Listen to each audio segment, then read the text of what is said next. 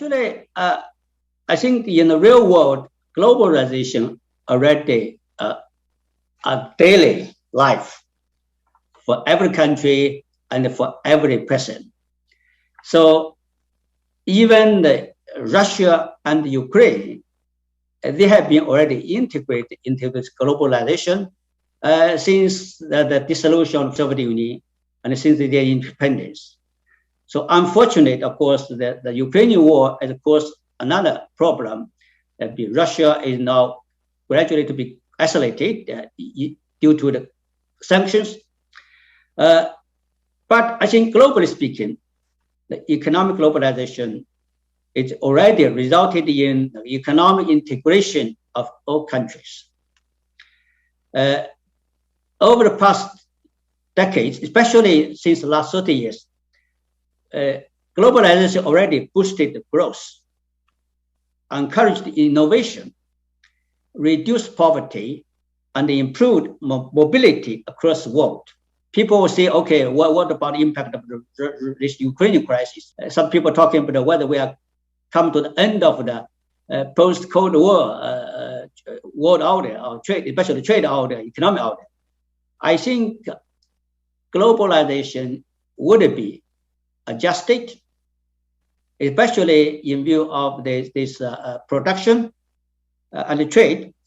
But these powerful economic forces of comparative advantage and harnessing the production efficiencies will be difficult to reverse. People always say it be, especially for the business community, their investment are seeking profits. So that's why I think it'd be difficult to force businesses to be just going somewhere they don't like to.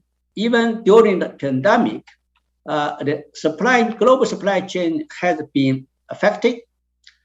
In certain fact, it be disrupted and not fully recovered. Even until now, international transportation, especially seaborne transportation, has not fully recovered. That has caused the rise of the freight price. But I think the world has already been highly interdependent. Even since for last year, you cannot imagine that the US-China trade increased because of the demand of the market. And so at a certain time, I think that even the government policy will not stop this impulse. People are talking, I think, like I heard some Latin American countries, they are talking about whether we can develop our fertilizer manufacturing, because they are now depending on the fertilizer imports from Russia and Ukraine, and now they are affected due to the crisis. They are thinking for that, but it will take time. So that's why I think my conclusion would be that the production, supply, trade would be more or less adjusted. So there'll be more regional trade. I think you can see that even last year, or even during the last 2 years, China ASEAN trade increased dramatically.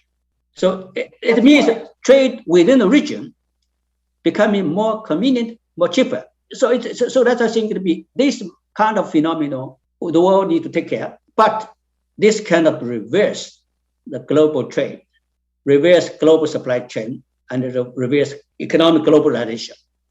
So people and all countries should continue to be confident that globalization already become a daily life.